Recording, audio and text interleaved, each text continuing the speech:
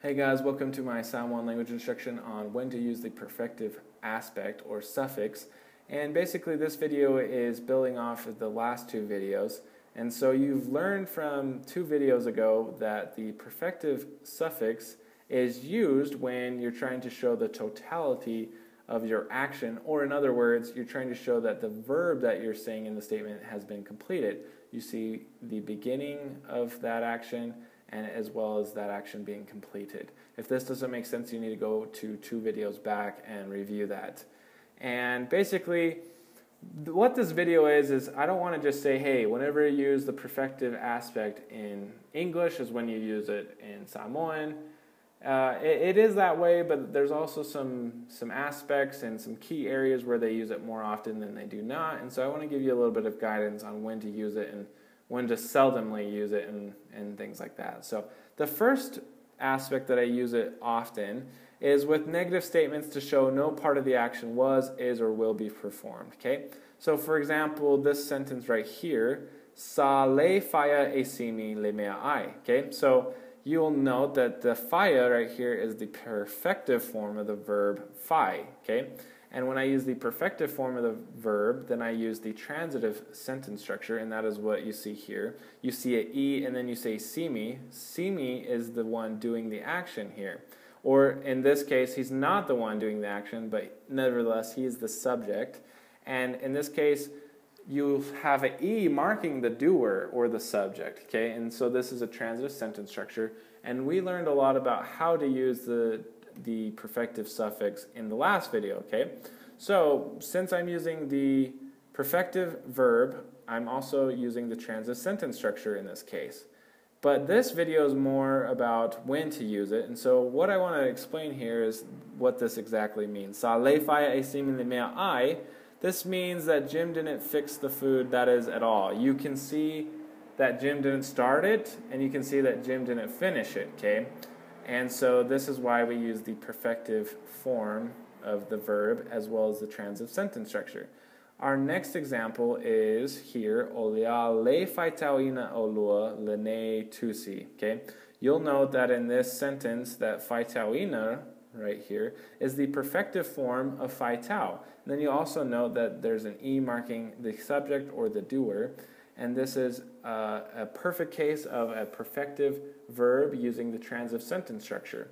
And what this verse, or I guess sentence, is actually saying is, you two will not read this book at all. You're not going to complete it, you're not going to start it, and you're not going to finish it, okay?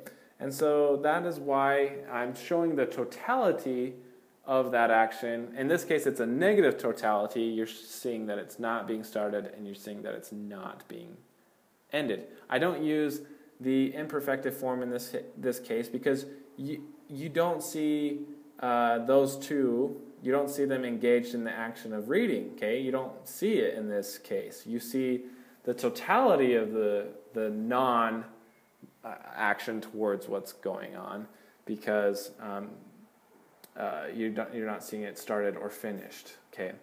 So, those are our two examples in this case. The next example that they use the perfective suffix a lot is when you have transitive verbs. Okay, I have transitive verbs, and I use descriptive pronouns. Descriptive pronouns are something that we haven't gone over. We're going to go over that in the next video. And so when I have a descriptive pronoun that you're going to be learning next video, and I use the transitive sentence structure, or I use transitive verbs, then I also need to use the perfective form of those verbs, okay? And so I hope this right here, this first page has helped a little bit on when you should use the suffix a lot, okay? And so obviously number 2, we're going to be working on that in the next video, so you only really need to worry about number 1 right now, number 1. And remember that when I use descriptive pronouns, I use the perfective aspect or suffix and when I have transitive verbs, okay? Moving on to when we use these perfective aspects, but this is more seldom, okay? This is in seldom usage. And so the first one is with stative verbs, okay? Stative verbs, that's kind of a scary word, that's why I put an asterisk right there. Verbs that describe states, not actions, such as sleep, health, sickness, etc. Okay? So when I have a verb that describes a state and not an action, I seldomly use these perfective forms of the verb. Okay? So I just kind of quick tangent on what stative verbs are, just some quick examples. They might be know, has, feel, resemble, think, appreciate, satisfy, smell, owe, have. Okay, so these are the kind of, these are examples of stative verbs, and I just wanted to kind of show you some examples because I like examples. I learn by examples a lot. And the second one, before we get into the example here, the second one is verbs of motion. So go, come, things like that. We seldomly use the perfective form. So you'll know in my first example here, wa alu letama, this means the boy has gone, but when I use the perfective form of that, it kind of changes it a little bit. So ua alu mia tusi, okay?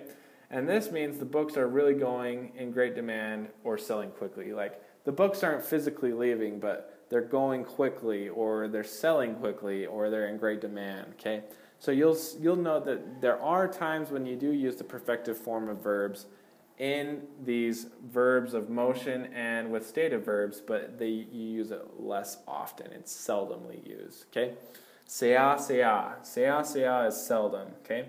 So other verbs such as fesosoani almost never use the suffix. So there are some verbs like fesosoani, I'm not going to go over all of them, that you'll rarely see the perfective form of this. Okay, so here's some example sentences. We didn't see the car at all. Okay, this is sa le vaaya e mato le ta'avale. Okay, this is a negative example. And another negative example is those two didn't prepare the food at all. Na le saunia e ila ua le mea ai. Okay, this is another negative example. It fulfills on the first page the negative statement and right here.